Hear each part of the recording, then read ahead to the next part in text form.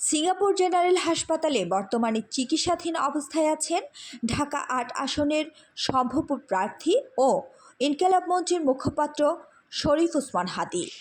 সর্বশেষ তথ্যমতে জানা যাচ্ছে যে হাদীর প্রয়োজনীয় চিকিৎসা ও পরীক্ষা নিরীক্ষা সম্পন্ন হয়েছে। হাসপাতাল সূত্র বলছে সমস্ত রিপোর্ট মঙ্গলবার আসার কথা।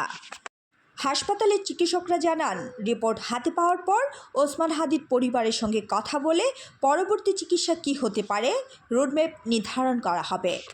ওসমান হাদীর সঙ্গে লন্ডনের হাসপাতালে অবস্থান করছেন তার ভাই ওমর বিন হাদী এবং রাজনৈতিক সহযোদ্ধা আমিনুল হাসান ফয়সাল।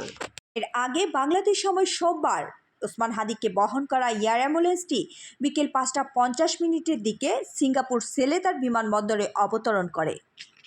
সেখান থেকে তাকে সরাসরি নিয়ে যাওয়া হয় সিঙ্গাপুর জেনারেল হাসপাতালে।